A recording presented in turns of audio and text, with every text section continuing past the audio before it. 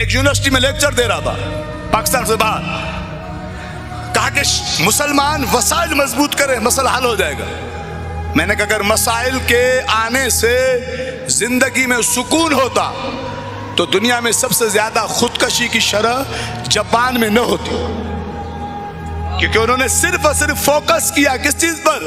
بدن پر۔ بدن تو مضبوط ہے لیکن روح کمزور ہے۔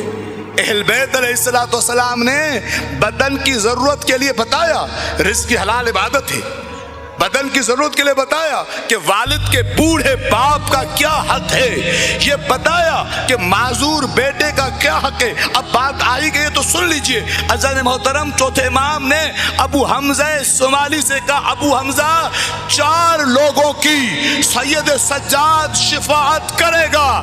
کہا مولا وہ کون ہے؟ کہا ان کو آنا نہیں پڑے گا، میں انہیں ڈھونڈتا ہوا جاؤں گا، میں انہیں تلاش کرتا ہوا جاؤں گا۔ کہا مولا وہ کون کون سے؟ کہا پہلا وہ شخص جو بوڑھے والدین کے لیے اپنی زندگی کی تمام تر آزمائش، تمام تر نعمتوں کو چھوڑ کر بوڑھے والدین کے ساتھ وقت گزارے، جب شفاعت کا وہ محتاج ہوگا وہ میرے پاس چل کے نہیں آئے گا، میں اس کے پاس چل کے جاؤں گا۔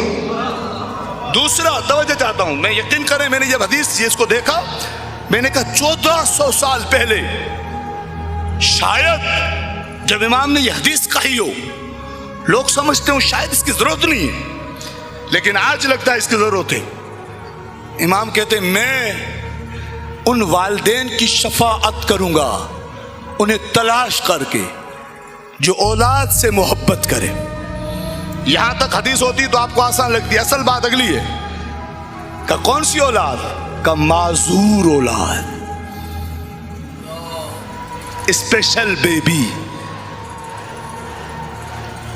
ایک ڈاکٹر بیٹے سے تو ہر کوئی پیار کرتا ہے، ایک ہر انجینئر بیٹے کو تو ہر کسی کو اچھا لگتا ہے۔ اصل شفقت روحانی یہ ہے جتنا اچھا تمہیں ڈاکٹر لگے اتنا اچھا تمہیں معذور لگے۔ صلوات پڑھے محمد والے محمد کی۔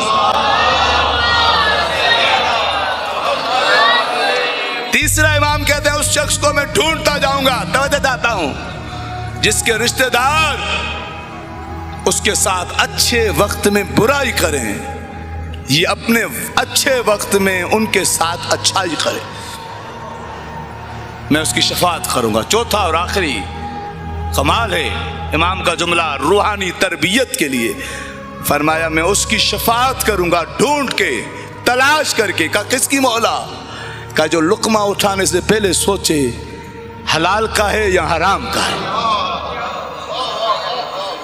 لقمہ اٹھانے سے پہلے میں آپ سب سوچتے ہیں دس از اسپائسی، یہ اسپائسی ہے یا نان اسپائسی، یہ میری مرضی کا ہے یا میری مرضی کا نہیں ہے۔ لیکن امام کہتے ہیں یہ ساری چیزیں بعد میں، کیوں؟